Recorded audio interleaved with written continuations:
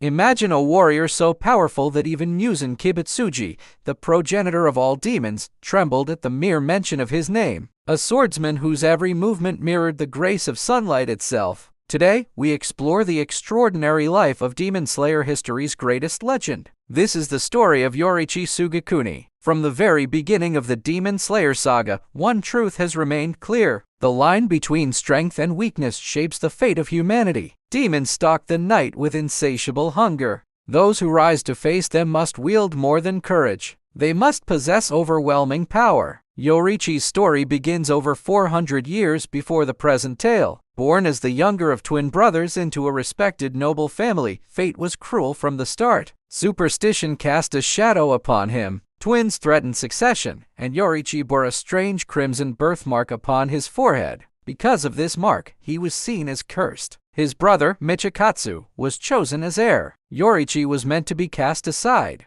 Yet one heart refused to let him be erased. Their mother saved him from execution and secured a compromise. Yoriichi would live quietly until the age of 10, then be sent to a temple to become a monk. A silent life, a forgotten existence. For years, Yoriichi never smiled. He never spoke. Others believed him deaf, empty of emotion. His mother prayed that the sun god would watch over him, gifting him a pair of ear charms for protection. Charms you may recognize. They are the very same Hanafuda earrings that Tanjiro Kamado wears today. Despite the distance forced between them, Michikatsu cared deeply for his younger twin. He would sneak into Yoriichi's small room, offering companionship in secret. Once, he gave Yoriichi a handmade wooden flute. It became his most treasured object. Everything changed when Yoriichi finally spoke. One afternoon, while Michikatsu trained in the garden, 7-year-old Yoriichi watched from beneath a pine tree. Then, with perfect clarity, he asked, "Brother, is it your dream to become the strongest samurai in the nation?"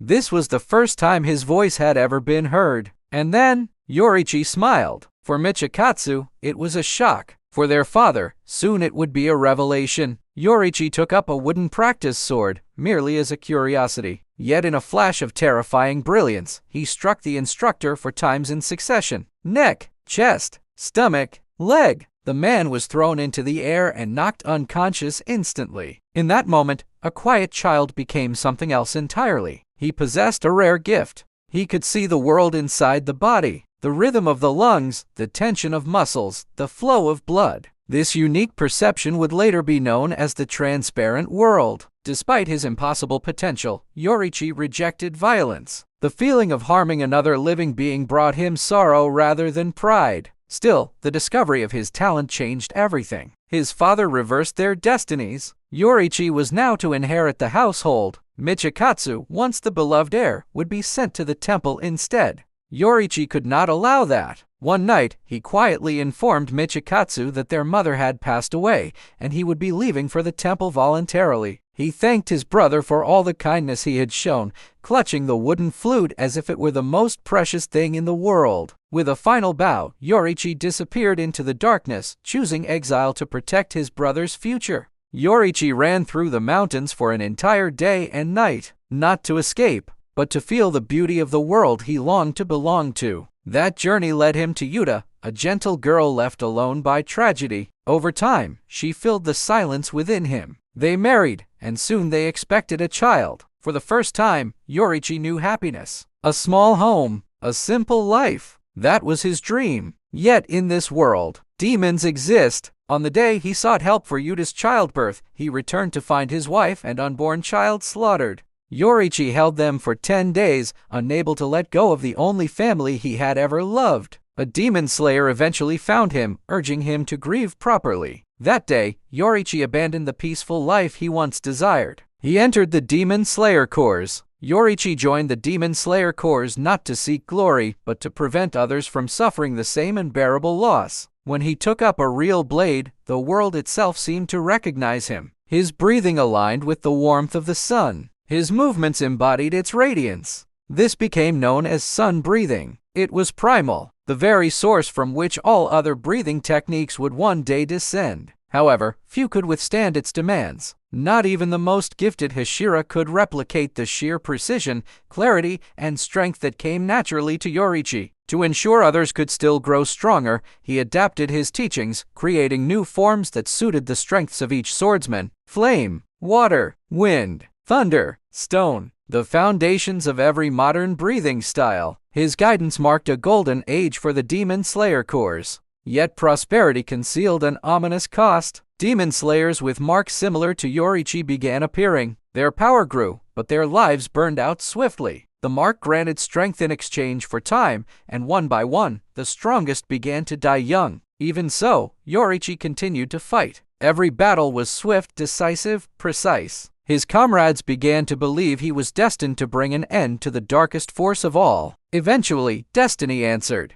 In a quiet field of bamboo, Yoriichi found himself face to face with Muzan Kibutsuji, the source of all demonic corruption, the monster who embodied humanity's deepest fears. Yoriichi saw him for what he truly was, a being who desired only destruction, a void where compassion should live, a catastrophe made flesh. Before any words could be exchanged, Muzan struck with terrifying ferocity. His reach was monstrous. His strikes cut through bamboo as if it were nothing. A single scratch could mean death. For the first time, Yoriichi felt fear. Muzan was unlike any opponent. His body hid 7 hearts and 5 brains, shifting their positions to avoid fatal injury. A nightmare designed to survive. Yet Yoriichi responded with unmatched brilliance. He flowed through the 13 forms of sun breathing in a single motion. His blade traced arcs of pure dawnlight. In less than a heartbeat, Muzan was severed, split apart, stripped of his limbs, caught in a state of helpless confusion. His regeneration faltered. He could not mend. He could not comprehend the power before him. Muzan was terrified. As the progenitor of demons writhed in agony, Yoriichi posed him a question. What value does a life hold to you? Muzan did not answer. Rage twisted his face. Desperation warped his body. He exploded. Muzan's flesh shattered into 1,800 fragments, each desperate to escape. Yoriichi destroyed nearly all of them. Yet a tiny cluster evaded his blade, carrying Muzan away in retreat. Yoriichi had achieved what no one else ever could. He brought Muzan to the brink of death. Beside him stood a demon woman. Her name was Tamayo. Freed from Muzan's curse by his weakened condition, she saw hope for the first time in centuries. She chose to rebel. She chose to fight. Her battle against Muzan continued for the rest of her long existence. Even after this monumental victory, tragedy awaited Yoriichi. While he fought for humanity, darkness found his own family. His brother, Michikatsu, once his closest companion, once his greatest supporter, had fallen to the very evil Yoriichi sought to end. Michikatsu became a demon, no longer a noble samurai, no longer a proud demon slayer. He embraced Muzan's power and surrendered his humanity. He became Kokushibo, upper rank 1, the strongest demon beneath Muzan himself. The news devastated Yoriichi's comrades. They demanded justice. Many called for Yoriichi to end his own life, believing he had enabled his brother's corruption. Instead, the young leader of the Corps intervened, refusing such cruelty. Yoriichi chose exile. He wandered alone, with no war to win, with no home to return to. Yoriichi had failed to kill Muzan. He had failed to save his brother. To him, his purpose was broken. Yoriichi wandered for many years, without purpose, without peace. Yet even a warrior as extraordinary as he could not escape time. Decades passed. Generations changed. The world moved forward, unaware of the man who once nearly saved it. At last, he sought out one final connection. A visit to Sumiyoshi, a gentle man whose ancestor Yoriichi had once saved. There, Yoriichi witnessed the life he could never have. A small home filled with warmth, laughter, a loving wife, a bright-eyed child. These simple blessings made Yoriichi happy. They also reminded him of everything he had lost. Sumiyoshi listened as Yoriichi spoke of his failures, not his triumphs, not the time he defeated Muzan, only what he believed he had not done. The weight of every life devoured because he fell one breath short. Then, a small tug. Sumiyoshi's daughter, Sumair, wrapped her tiny hands around Yoriichi's robes and smiled. Yoriichi held her carefully, unsure how something so delicate could exist. Tears ran down the face of a man the world feared like a storm. In that moment, he was not a warrior, nor a prodigy. He was simply a person who wanted to protect those he loved. Sumiyoshi's wife, Suyako, offered comfort and kindly asked Yorichi to perform his sword forms. What followed left them speechless. Yorichi danced across the ground, the blade gliding like sunlight across water. His movements were so beautiful that Sumiyoshi forgot to breathe. To ensure this strength would not vanish, Yorichi entrusted Sumiyoshi with two legacies, the Hanafuda earrings and the memory of sun breathing. Tanjiro Kamado would one day inherit both. Yorichi left quietly, knowing he would not return. Time continued its relentless march. More than 80 years passed since his birth. The mark that cursed others to early death could not extinguish him. The final chapter arrived on a night painted red by the moon. In a silent clearing, Yoriichi Tsugikuni stood before his brother, not Michikatsu, the demon called Kokushibo. Once equals, once family, now the greatest warrior of humanity faced the greatest warrior of the demons. Kokushibo stared at his aging twin in disbelief. How could he still live? How could he still stand? Yoriichi wept, not from fear, not from pain, from sorrow. He apologized for everything, for failing to save him, for letting their childhood dreams twist into tragedy. Kokushibo felt a flicker of something, anger, shame, perhaps regret. Yet before that spark could become an emotion, Yoriichi moved.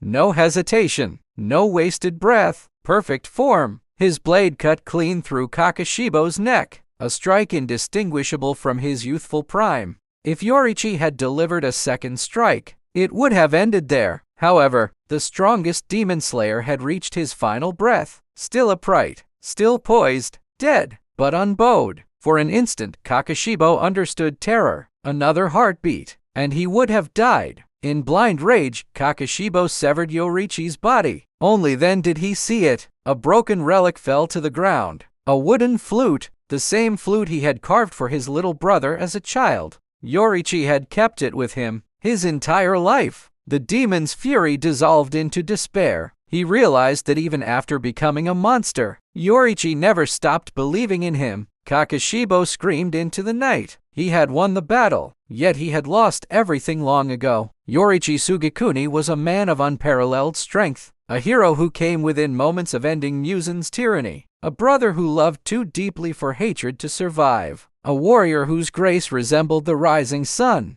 He lost the life he wanted. He lost those he cherished. Yet his legacy did not fade. Through the flame of sun breathing, through the earrings passed from father to son, through a boy named Tanjiro, Yoriichi's light continues to shine, not as a mark of tragedy, but as a reminder that even in the darkest hours, humanity can create a radiance that demons can never extinguish. This was the story of Yoriichi Tsugikuni, the strongest demon slayer. Thank you for joining us on this journey. If you enjoyed this deep dive, please consider subscribing for more stories from the world of anime. We'll see you in the next one.